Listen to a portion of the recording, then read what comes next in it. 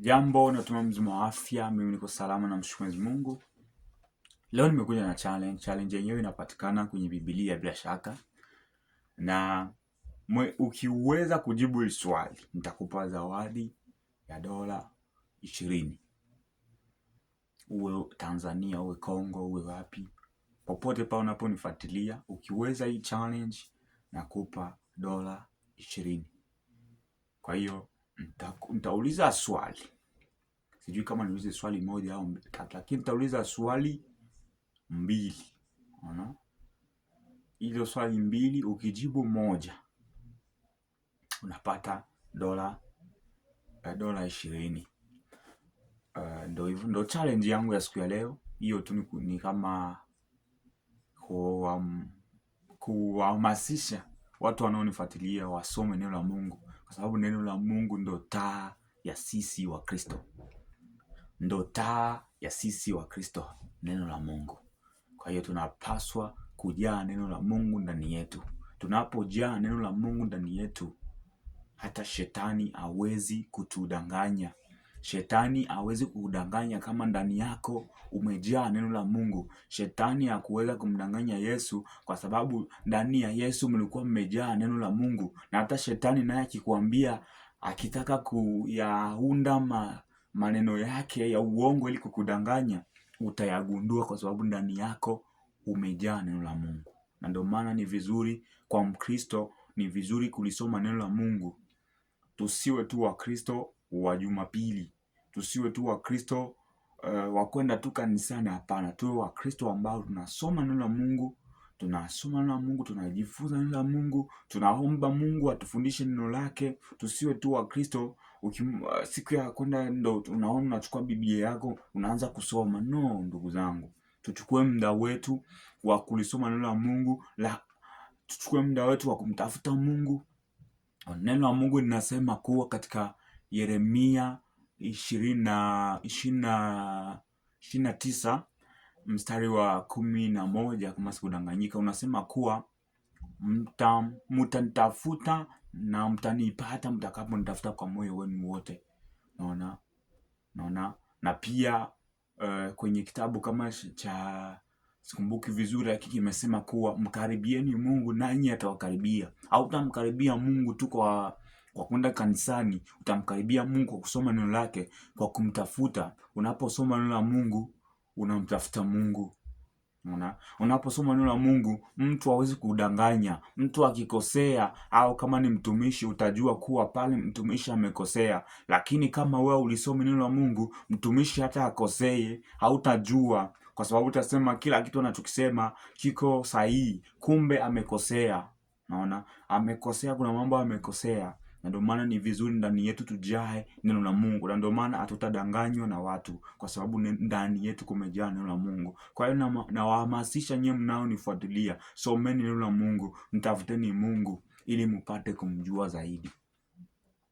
Bila kusoma neno la Mungu mtakuwa wa Kristo tu wa hivyo, wa kudanganywa na watu kwa sababu hamjui Mungu. Watu watawaambia fanyeni hivi ndio mtapata baraka. Fanyeni hivi, vitu vya uongo tu. Unaona, baraka ushakuwa nayo ukiwa na Yesu katika maisha yako. Una kila kitu. Kwa nini una wasiwasi? Una Yesu ndani yako. Kama una tatizo, piga magoti, nenda ukamlilie Mungu wako. Neno la Mungu linasema kuwa ombeni nanyi mtapewa, tafuteni nanyi mtapata. Nenda ukamwambie Mungu wako, Baba, umesema ombeni nanyi tutapewa. Naomba Baba hiki. Mungu wako atakusikia. Naona ni vizuri maombi yako yawe unahusisha neno la Mungu na maombi. Wakristo wengi tuko pale, Baba nataka unisaidie hiki, lakini kwenye maombi yetu hakuna hata neno la Mungu. No, maombi yetu yanatakiwa kuwa neno la Mungu ndani yake. Neno la Mungu lijae kwenye maombi yetu. Maombi bila neno la Mungu bure. Unatakiwa kumkumbusha Mungu na ni promise zake, ahadi zake ambazo alizoziahidi. Mungu ulisema kuwa nikikuita utanijibu. Unaona? Kama Yeremia kama sikukosea, Yeremia 29 kule mstari kama wa 12 unasema kuwa niiteni nanyi nitawajibu. Mwambie Mungu, umesema kuwa nikikuita utanijibu. Mungu unaposema hivyo, unapoweka neno la Mungu ndani ya maombi yako, naona Mungu huwa anajibu. Kwa hiyo yote tu ni kusema kwamba ni kutuhamasisha sisi sote tusome neno la Mungu, tuchukue muda wetu kwa kumtafuta Mungu. Tusio Wakristo jina tu. Naona mambo yote ambayo tunayoyaona yaliyopitikana kwenye Biblia, mtu ukishikamana vizuri na Mungu, unaweza kumwombea mtu aliyekufa na akasimama. Unaweza kumwombea mgonjwa na akasimama. Mambo hayo na yaishi na naona ukuu wa Mungu. Kwa hiyo ndugu zangu, sisemi eti nishawahi kumwombea mtu mtu mwenye aliyekufa na akafufuka. Sijawahi kuishi mambo hayo, lakini kumwombea mgonjwa na akapona, nishawahi kumwombea mtu na akapona.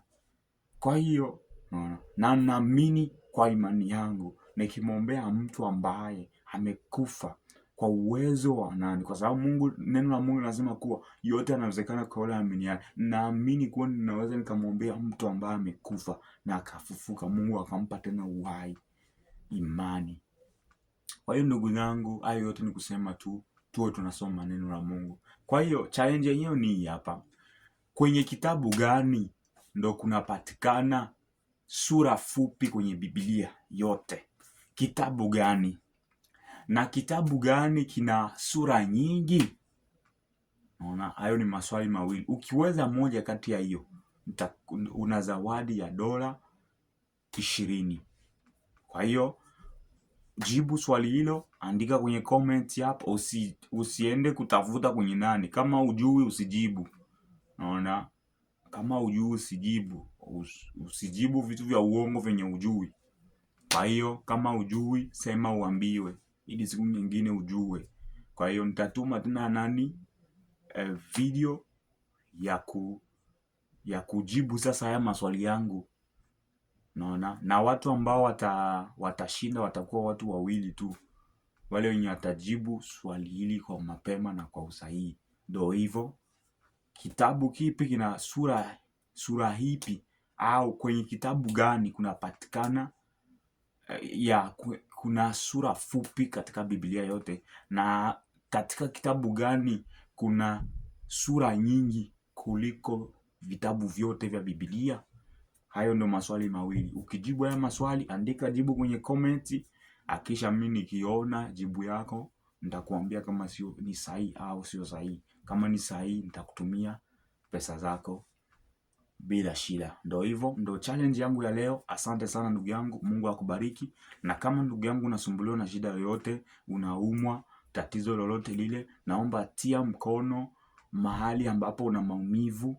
Kama wewe dada yangu unapitia changamoto, naomba tuombe kwa pamoja, na naamini Mungu atakushindia.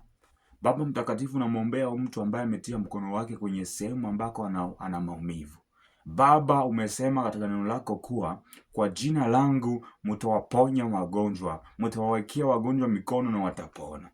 Baba, nanyoosha mkono wangu kwa imani na kwenda Baba kutangaza uponyaji katika mwili wa dada huyu, katika mwili wa kaka huyu, katika mwili wa baba huyu, katika mwili wa mama huyu, akapate uponyaji katika jina la Yesu Kristo. Na kwenda Baba kumwombea mtu huyu anayepitia wakati mgumu, anatafuta kazi hapati. Naomba Baba ukamwonekanie, ukamfungulie milango ya baraka, ukamfungulie Baba katika jina la Kristo, akapate kuona mkono wako, akapate kuona utukufu wako. Baba, tenda haya kwa ajili utukufu wako. Sifa na utukufu kurejea wewe, mfalme amani. Hakuna Mungu kama wewe Bwana, Mungu uliyekufa kwa ajili ya dhambi zetu. Baba, acha nikusifu na niinue jina lako, kwa maana unastahili, Alfa na Omega. Neno lako linasema kuwa wewe ni yule yule leo, kesho, hata milele, haubadiliki. Nami naamini utatenda kwa ajili ya maisha wale wote ambao wametia mikono yao kwenye sehemu ambako wana matatizo. Naamini kuwa Baba utaonekania na utawaponya. Baba, asante, sifa na utukufu kurejea wewe. Asante kwa kuwaponya, sifa na utukufu kurejea wewe, nikiomba katika jina la Yesu Kristo. Amen. Mungu akubariki sana. Asante kwa kunifuatilia ndugu yangu. Usisite kukomenti kwenye channel hii, natuma mafundisho, natuma vitu vingi. vya kusaidia watu waendelee kukua kwenye imani yao. Asante sana ndugu yangu kunifuatilia. Kama nilivyosema, usisite kucomment, usisite kusubscribe. Unanisaidia sio kwa sababu ya kupata pesa. Nataka channel yangu ikue, iwafikie watu wengi, ili watu wengi wapate kuguswa, wapate kufundishwa na kile ambacho Mungu ameweka ndani yangu. Kwa hiyo unapo like na kucomment, unanisaidia na unasaidia kazi ya Mungu iende mbele. Sikuombi pesa, sikuombi chochote, ninachokuomba tu ni kulike na kucomment.